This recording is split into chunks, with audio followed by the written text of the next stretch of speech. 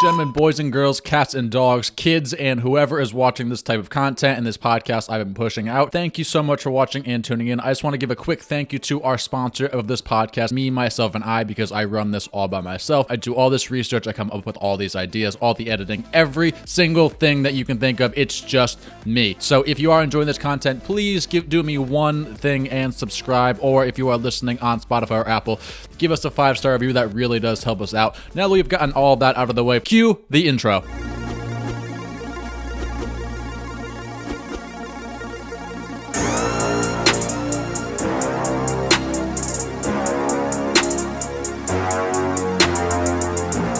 Welcome back to another episode of the Potato Pod here. So in this episode, we're going to be talking about why professional athletes go broke. And I think this is such an interesting topic to talk about because I just feel like so many people are extremely ignorant around this topic. They might think people of that nature in this industry, I guess you can call it, that are professional athletes, they're big time ballers. They make millions of dollars and they still go broke or they file for bankruptcy. Actually, some of the statistics I found when I was doing the research for this video, so 78% of NFL players file for bankruptcy or experience some sort of financial stress 2 years after retiring. 2 years. On the other end, looking at the NBA, 60% of NBA athletes suffer the same fate but 5 years after retiring. And first off, to put things into perspective here, not everyone's going to be a Tom Brady or a Ben Roethlisberger or someone like LeBron James or Michael Jordan who play the sport they love for extended periods of time, and they play for years and years, and in some cases, like these guys, decades. Like Tom Brady's been playing legitimately since I was 5 years old. A lot of these guys aren't going to have that same type of, I guess, financial stability and longevity in their careers. And I'm actually going to go into exactly how long the average NFL career and NBA career is in a second here. But there's going to be plenty of guys that get into the league, they're in the league for a year or two, or they sign a rookie contract and they get cut and they never even play in an NFL game. And I'm sure a lot of those guys are baked into these statistics as well. But then on the other end, even though there are a lot of guys that make it to the league, that fulfill their dream, let's say, there are also a lot of people on that end that we've seen over the years that make hundreds of millions of dollars and they still don't have any money to their name. You look at a guy like Mike Tyson, for example. He filed for bankruptcy in 2003 before he even retired. And at one point, he was worth up to $400 million. And before he officially retired from boxing, we'll say when he was an actual boxer, not what he's doing these days, he filed for bankruptcy. $600 million. Where'd most of it go? Planes, boat. It's stupid shit, but it was fun. And to someone like in the middle class, like you and I, that's absolutely mind-boggling how someone can be worth $400 million and they have no money left to their name before they even retire. Before they retire. Like, I hear that, and someone who lives very frugally, who's very smart with money, who likes investing, who really keeps track of it wherever their dollar bills go, as I'm sure someone who else is watching this podcast like you does a similar thing. It's mind-boggling. You also look at a guy like Allen Iverson, earned over $150 million in his NBA career, and even more through sponsorship deals. And in 2012, he was ordered to pay a jeweler $860,000. So obviously, to you and I, that might be a significant amount of money, but to someone who's made over $150 in just NBA salary, never mind the sponsorship he did with Reebok and all of that stuff, he said he couldn't pay it. So in this video, I kind of want to go into detail about why some of these guys like Allen Iverson, Mike Tyson, Antoine Walker's another one, these guys have these big contracts, these big salaries, they make these large amounts of money, and ultimately at the end of the day, they have nothing left to give. They can't even afford to put food on the table, essentially, for their families or for their jeweler or whatever Allen Iverson owed that money to that jeweler for. I'm not sure. I didn't look too much into detail about that. I probably should have, and that would have been an interesting topic to discuss, but I didn't because that's who I am as a person. So I've got 5 reasons listed out here, and I think you guys are going to, by the end of this podcast, I think you're going to find, okay, it's not like if you were in that situation, maybe you wouldn't have gone bankrupt, let's say, but I think it's going to be a little bit more, how do I want to put this? You can see the other side of the coin. You're going to be able to really look and say, okay, I can see how someone would have to file for bankruptcy. And if I was put in that situation, I can see exactly how maybe that would unfortunately happen to me as well. So again, if you guys are enjoying this podcast, the greatest podcast in the world, please like, subscribe, wherever you guys listen to this, Apple, Spotify, really appreciate it. That really helps us out and really helps us grow massively. So just getting right into it here, the first reason that professional athletes go broke is they have a small earnings window. Like you look at people like you and I, we work for years and years and years. Like people who work corporate jobs, 9-to-5s, I'm not exactly sure what the average number is off the top of my head, but the retirement age is continuing to get pushed back more and more and more. And I could do a separate video on that about how you can avoid working 4 decades in a job you hate, but I've done plenty of videos on that in the past, and that's not what this video is about. So I'm not going to go too much into detail about it. But for us, we play a long game. We play 4 decades, 40 years, we work at a job, and then we retire. For someone who plays in the NFL, the NBA, they don't play in the NFL or the NBA for 40 years. They play, if you are legitimately one of the luckiest people on the planet, you can play for 20 years. And that's rare. That means you were most likely either you have a good agent, you are really good at negotiating, or in what most cases, what it really boils down to is you took care of your body and you are a generational talent and you put asses in those seats. That's what it boils down to a lot of the time. So the average NFL career is only 3.3 years. 3.3 years. Now, some of you might think, well, that's a good amount of time. That's not even long enough for one class to enter high school and graduate and exit high school. That's legitimately not a long time at all. I was talking with my friend Nick a little bit earlier today, actually, and he sent me a video about Gary Vee, and Gary Vee said he didn't make any money for, I think it was 2.5 years when he first started putting out content and all those things. And I said to Nick, I was like, man, it's crazy how short of a time frame 2 years actually is. It just goes by like that. Like I've been doing this stuff for a couple of years now, and it feels like yesterday I just started and I posted that first video of me just being all awkward in front of the camera, and there was a window in the background. The quality was super low. It was blurry. I legitimately feel like that was yesterday, and it blows my mind how fast that went by. So for an NFL career, it probably goes by even faster on average, that is. Obviously, like I've mentioned before, like a Tom Brady, Ben Roethlisberger, something like that, those careers last a little bit longer than just the 3.3-year window that we're talking about. And again, this is most likely skewed from those guys that make the roster, play 1 year, special teams get cut, or make the team and they have this, I guess, ridiculous injury, like, prospect tears ACL, he's not the same, ends up getting cut, doesn't get back into the league, all those different things.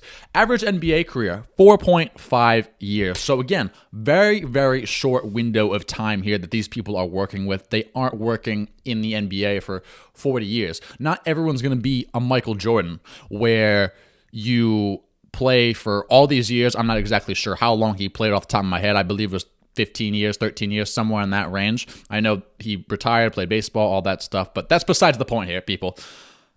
And then retire and then own a team and then have this mega shoe company and all this stuff with Nike. And not everyone's going to be like that and just be worth billions of dollars like Michael Jordan is, all right?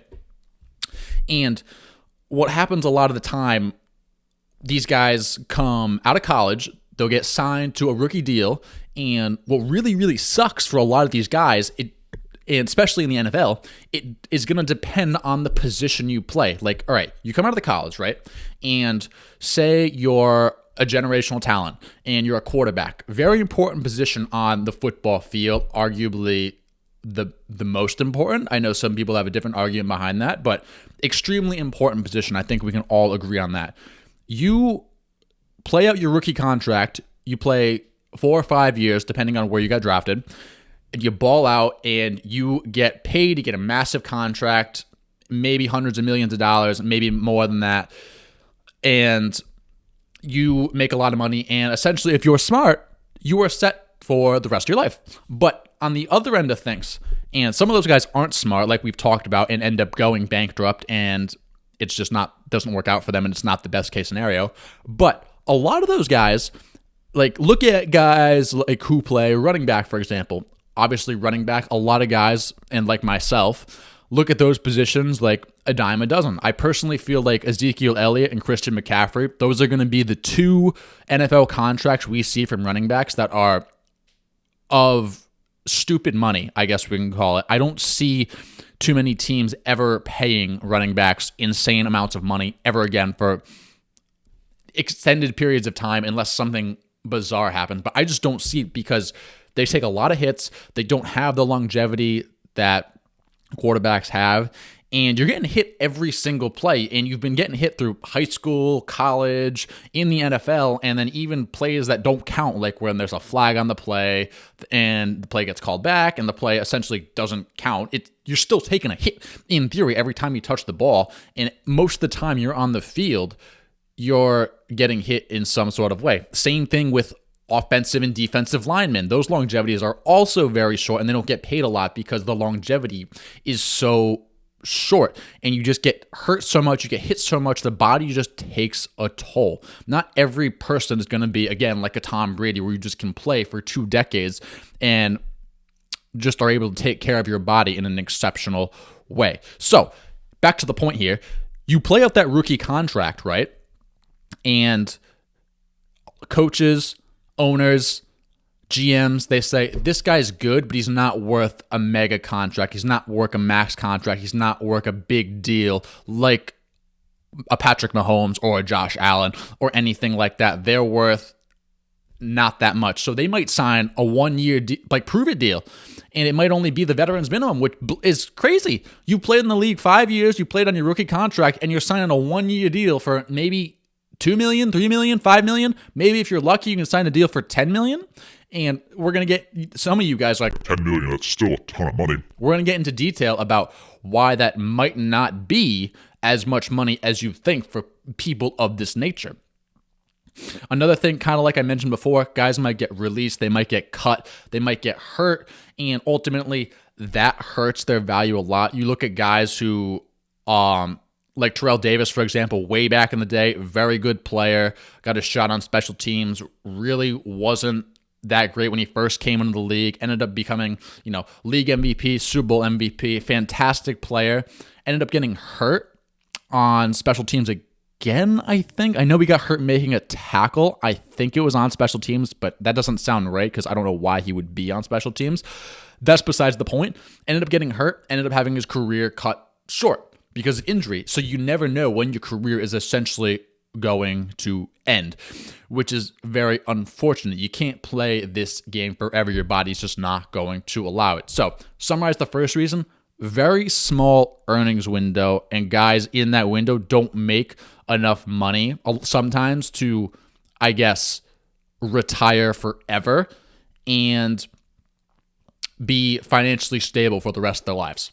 So, moving on to the second reason here. The second reason we're going to talk about is overspending. And this is going to apply more to, the last reason applied more to why the data might be skewed, why people do file for bankruptcy of all shapes and sizes. This is going to apply more to, I guess, the ballers, the James Hardens, the guys that, all right, we got 3 days off, we're flying out to Vegas and there's no budget. The guys like Allen Iverson, who will throw $30,000 at strippers in the strip club because he has nothing better to do on a Tuesday night in, I don't know, July, let's say. So guys who have money like this, sometimes they have more than they need, and they're not thinking exactly for the long term, which we're also going to talk about in a second here.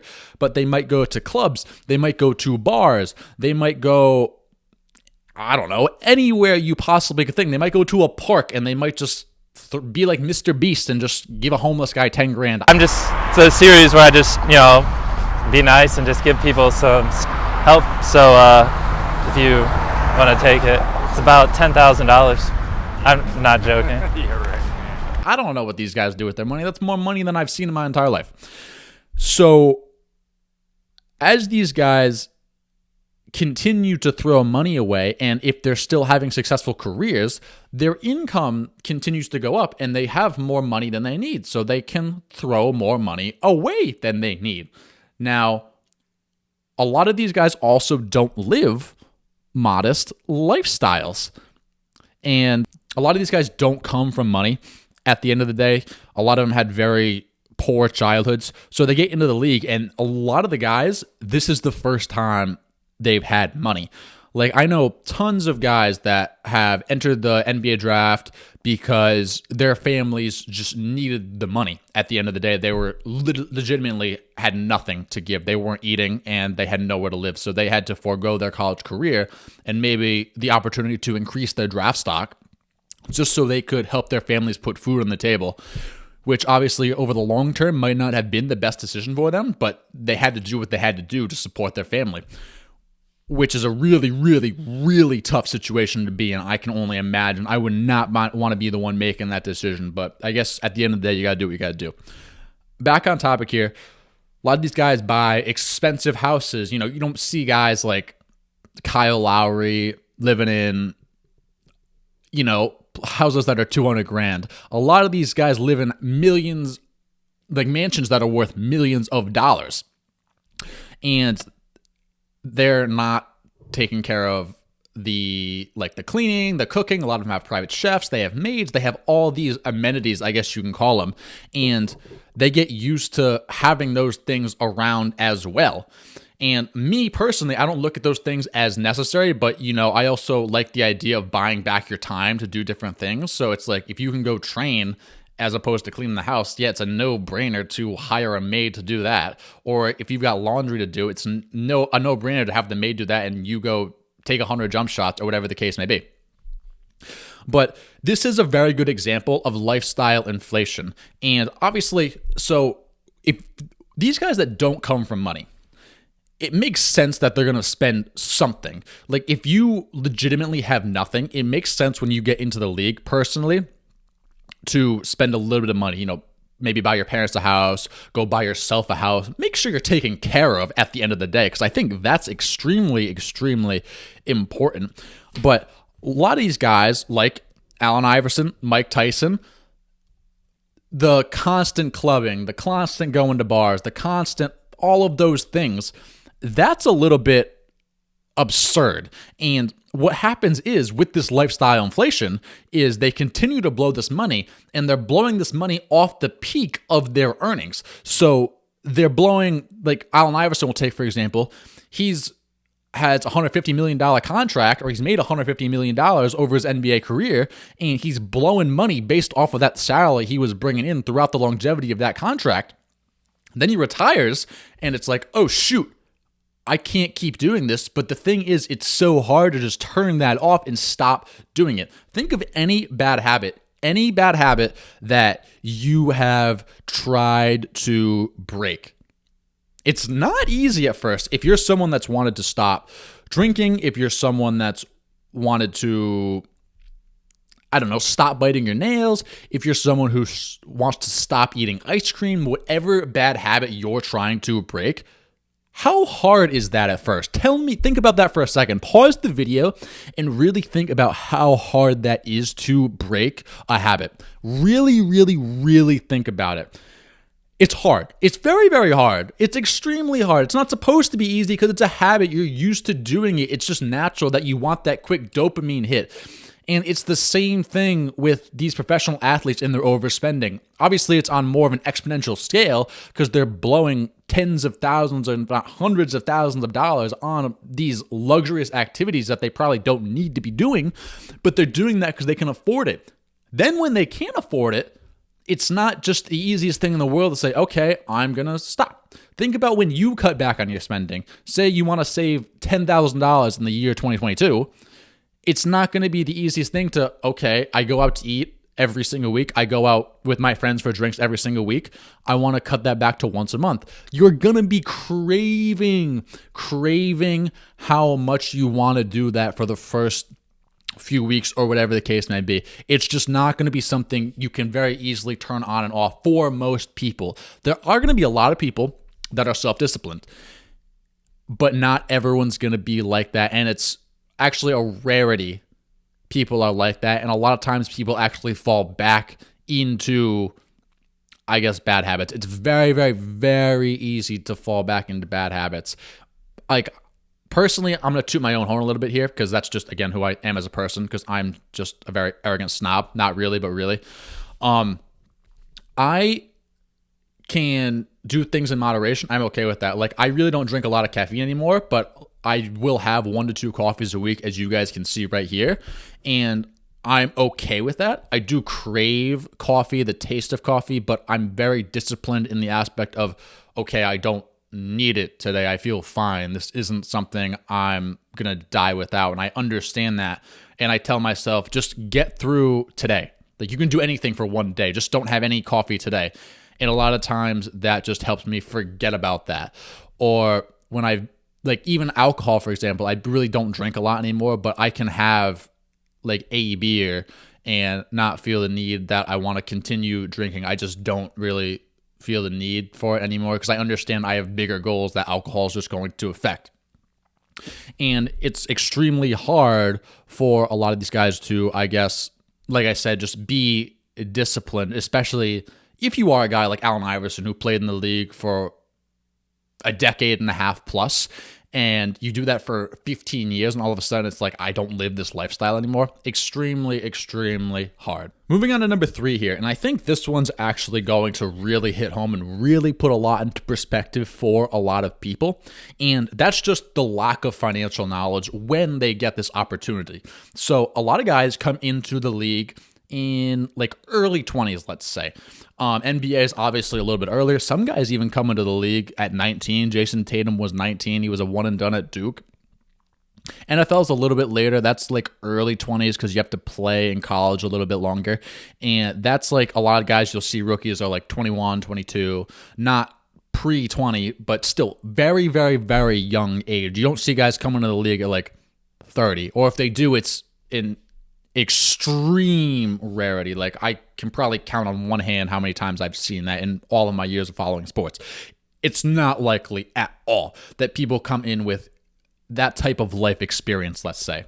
So a lot of these guys don't come from money, right? Like LeBron James is very open about how he was extremely poor growing up. Kevin Durant, a lot of you guys have probably seen his speech when he won MVP, which was probably about 10 years ago now, which is also mind-boggling, about how his mom was the reason he won MVP.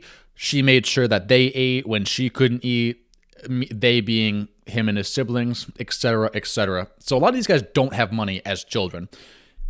And a lot of guys look at this as they've become rich overnight. I don't believe that, because it's kind of like these people have been working to get to this point for well over a decade, so they don't really become rich overnight without that decade of hard work. But essentially, you might go from, in theory, you might go from $0 in your bank account to over $1 million, or at least hundreds of thousands in a span of 24 hours.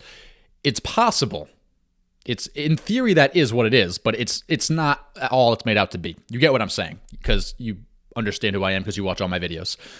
So they become wealthy overnight. It's natural that they want to spend a little bit. It's natural that they want to get some nice clothes. They want to buy a car. Maybe they've never had a car. I know. Or they want to buy a house. Like, maybe they live in a really rundown area. Maybe they live in a really, really bad apartment. Sebastian Telfair obviously was a very, very, very highly recruited high school basketball player. And he ended up not going to college because his family was living in an apartment complex, and someone in that apartment complex, I believe, was a couple doors down from where his family was living, someone got shot and died. So I believe he was supposed to commit to Louisville off the top of my head, and he decided to back out of that commitment. He decided to decommit, and he decided to enter the NBA draft because he said, if I go play at Louisville, who's to say that maybe my mom or my sibling won't get shot and died in that same apartment complex because that's all they can afford. Obviously, that probably hurt him for his NBA career, not to mention all the other off-the-court stuff that we could get into that really is not important to this podcast. But what I'm saying is you see people make decisions like that to upgrade their lives, which makes sense. And this is a very important point here, when you're 20 years old, let's say, think back to when you were 20 years old to where you are right now. How much progress have you made in life and financial literacy? At 20 years old, a lot of these people don't think about investing for the future. They think about taking care of their families who, again, have never had money. They think about buying their mom a house. They think about buying their dad a car. They think about playing the sport they love professionally. They think about living in the moment. They don't think about anything else a lot of the time. And a lot of 20 years old, a lot of people that are 20-year-olds aren't financially literate. They aren't.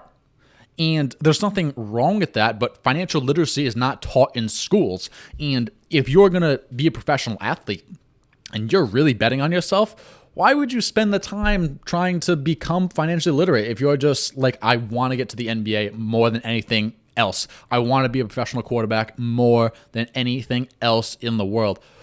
Why would you bet on anything else? Like a lot of these guys, they go to college, but you look at a guy like Ben Simmons, he just essentially stopped going to class because he didn't need to, because he knew he was going to go to the NBA the next year.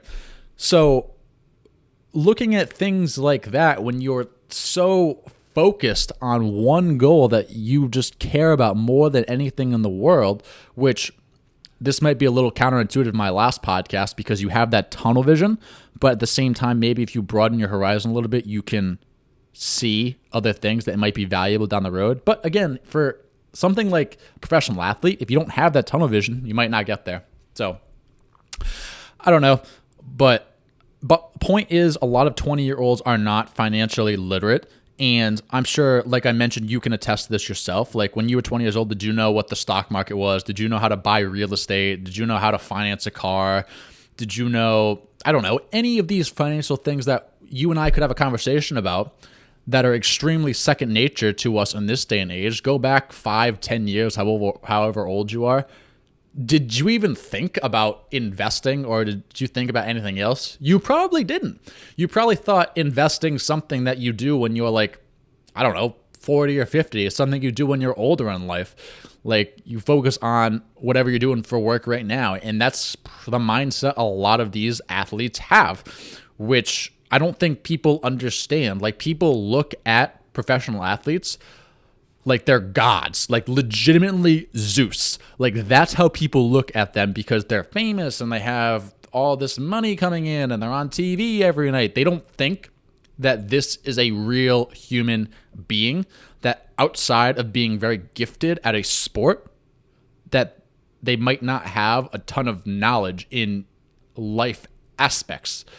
Like it might be easier for you to educate yourself on life aspects because you might work a 9-to-5 and you can come home and you can look at whatever you want. These guys, maybe like you look at a guy like, say, Kobe Bryant, for example, who just trained essentially all day, every day. Like imagine training 8 to 10 hours a day, going home to watching film and having a family. And oh, by the way, let me stop and let me educate myself and read a book about personal finance. A lot of guys just don't have time for that and they don't want to make time for that. Obviously, Kobe Bryant's a bad example of that because he made a lot of money and did very well in the business world, but a lot of guys are like that. They're just not as financially literate as they have to be. So I think this is very important, and I really like how Florida is mandating personal finance classes because of this, and I think it's extremely important that people at least have a broad sense of understanding of personal finance, as I've talked about so many times on this channel.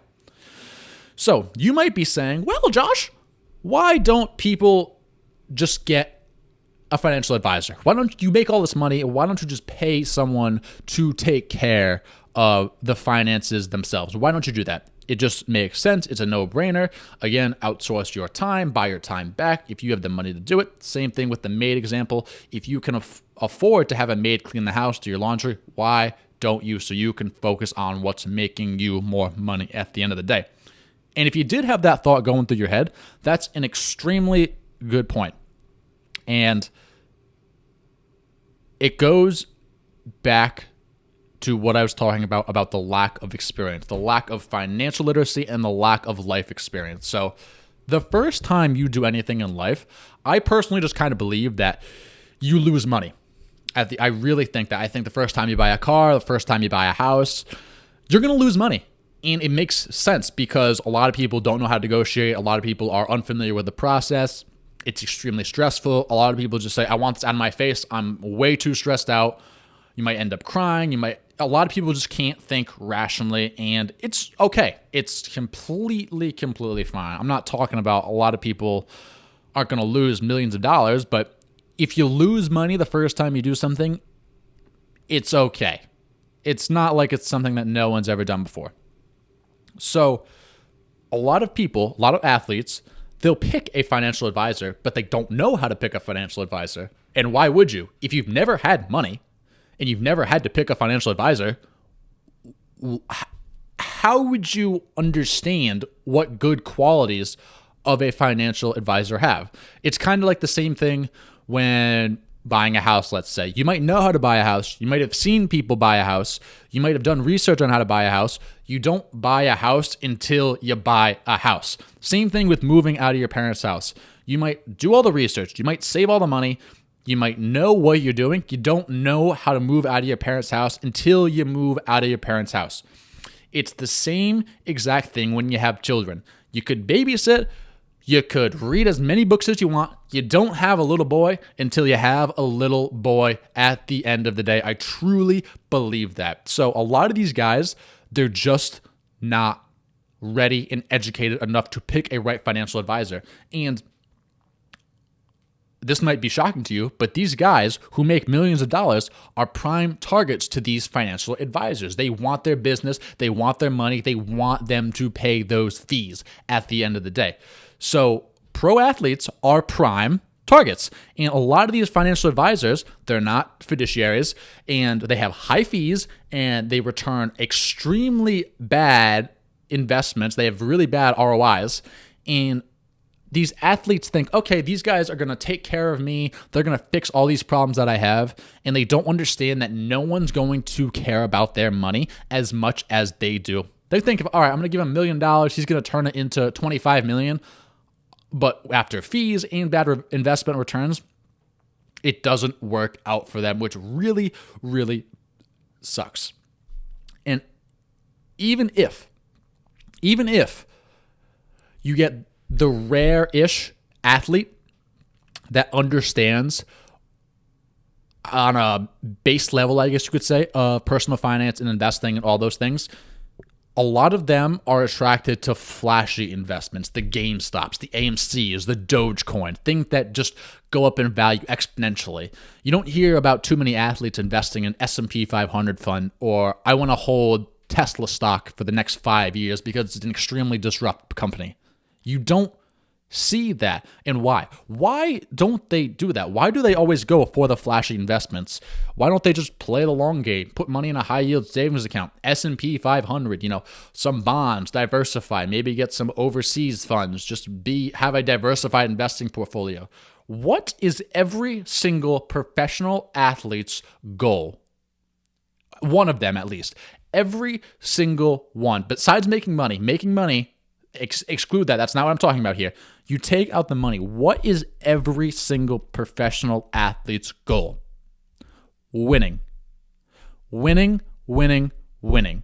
Every single athlete has the mindset of championship or bust mentality, especially when you're playing on a good team. You hear guys say it all the time. How many times have you heard Tom Brady say, we did a lot of good things this year. Really proud of these guys, really productive, but we didn't win at all, and that's all that matters. All the time. All the time you hear him say that. And you hear LeBron say that. You hear Anthony Davis say that. You hear a lot of professional athletes say that. So they've had this mindset of championship or bust, all or nothing, essentially the majority of their lives, almost all of their lives. And what happens when you put so much work into something? I believe, and this is a real thing, I believe it, but it's also a real thing, it carries over to other aspects of your life. So if you're working extremely hard on project A and you want to start project B, when you're done with whatever you have to do with project A, that's going to carry over to project B. Now, if you're kind of slouching through project A, you're not really doing anything, you're being lazy, you're like, that's enough for the day, that's fine. You start on project B, that's going to carry over as well.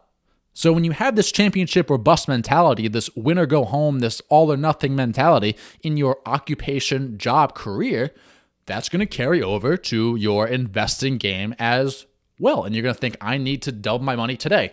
Not, okay, this is a very solid company. I like where it's going. I'm going to wait and I'm going to have my money double over the next 3 to 5 years. Now, obviously, you see guys like Kevin Durant do that. You've seen LeBron do that. You've seen Andre Iguodala do that, who is actually very, very smart. A lot of people don't know that. He's actually on the board of directors at Jumia. I didn't know that until I researched the company last year, a couple of years ago or so, and I was like, wow, that's really impressive.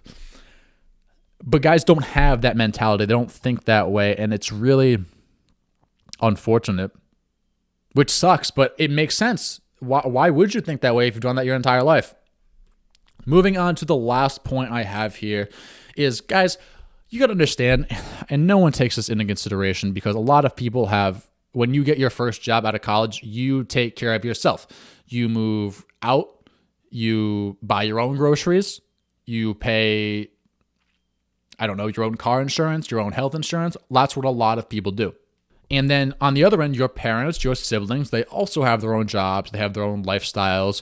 They have their own way of going about things. They pay for their car insurance. They pay for their mortgage, their rent, their property taxes, whatever the case may be. They take care of themselves. And everyone's got to eat and everyone pitches in. When you're a professional athlete and you don't come from money and you go from having $0 in your bank account to $1 million plus, you have to remember that your family, your friends, the people that helped you get there, that sacrificed, still have $0 in their bank account. And what do you, as the professional athlete, the multimillionaire, want to do? You want to give back and help the person that gave birth to you. You want to help your best friend that would be there for you whenever you needed someone, that really pushed you to get to that next level, that said, bro, you can do it. You can get there. You want to help that other friend that really helped you out but wants to start this business, but he can't get a loan because he has bad credit and he really thinks he can do it and he really thinks he can make it big. You want to throw, a few tens of thousands of dollars at him so we can get that business off the ground and running.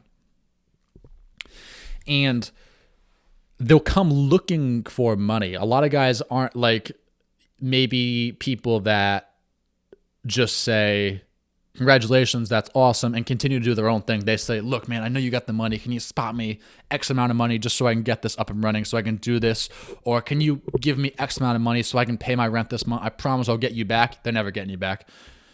And like I said, as the multimillionaire, as the guy who has more money coming in than you need at that particular time, you want to do it. And you don't mind doing it because you can afford it. And then you retire. And unfortunately, that $500,000 house you just bought your mom, there's still property taxes right there. Your friend who wanted to start that business and get that off the ground, he most likely still needs money to keep that functional, to rent out that studio, to rent out that space, to upgrade the equipment. You still need cash flow. You still need money coming in if you're those people. You still need to buy groceries. You still need to clean the house. You still need all these things. And you still have to live too. You still got to pay property taxes. You still got to pay taxes. You still have to be a human being in this world. And people don't get that. Then, on another note, divorce is high, but for professional athletes. I was reading one study, and I don't understand how this is such a wide range, but divorce, children, having children very young, that's another thing in professional athletes because a lot of women flock to money. It's very easy to flock to someone they see on TV every single day. It's extremely, extremely easy. You have early kids. That kid doesn't magically disappear, but divorce as well. These outcomes are between 60 and 80% in professional athletes. So that's a wide range. So let's round way, way down here. Let's say 50%. So pretend you're a professional athlete. Look to your left and look to your right. One of those two guys is getting divorced or having a kid early. Like one of the two. Like those are the odds. And I just suppressed those mightily. So the kid still has to eat. Unfortunately, he's not a dog. You feed him once or twice a day and he's done. Like the kid's going to have to eat. He's going to want snacks. He's going to want toys. He's going to go to school. He's going to want to go spend money with his friends as he gets older. And then obviously divorce, which goes back to the financial literacy thing. A lot of people don't think to sign prenups as a 19-year-old kid. They don't think twice about it. They might still have that high school mindset of we're going to be together forever and everything's going to work out. They don't think that as you get older, you might grow apart. And that woman might love the lifestyle when she's young and 19 and maybe still partying, maybe doesn't have a lot going on. But when she wants to settle down in 5 or 10 years, and you're like, I'm in the prime of my NBA career. I am not settling down anytime soon. Maybe she gets sick of the money and she wants something else and she wants a different type of companionship and she ends up going somewhere else in a different direction and she wants to leave. And divorce is extremely expensive. It's not the cheapest thing in the world, so a lot of your wealth might go to her. I know he's not a professional athlete, but look at Jeff Bezos. When he got divorced, his wife took, a fraction of his wealth, but she took a lot of money. If any single person on this planet was, I don't want to say gifted that money, but had that money coming in overnight, you'd be an extremely wealthy person at the end of the day, and a lot of people don't get that. So first off, I want to apologize. I put something at the beginning about this. I put some correction if you're watching this on video. I said 5 points. I actually only have 4. To summarize here, small earnings window. A lot of guys don't play for decades on end. A lot of guys have very short careers. They might get hurt, etc., and they can't make money to support all of their families. They can't make money to retire forever. Overspending, a lot of guys develop bad habits, going to clubs, bars, legitimately throwing money away, and it's very hard for them to break that habit, and they suffer from lifestyle inflation, and they don't live the modest lifestyle that maybe you and I live. Lack of financial knowledge. I take that back. Most people don't have financial knowledge when they're 20 years old. They're not financially literate, and the same applies to professional athletes, even when they're making millions of dollars. And they might also pick a bad financial advisor and receive bad investment returns. And they have that attraction to flashy investments, that winner-go-home mentality. And lastly, it's not just them. They have families they want to take care of that have really helped them along their journey. They might have gotten married very young, gotten divorced. They might have had a kid very young.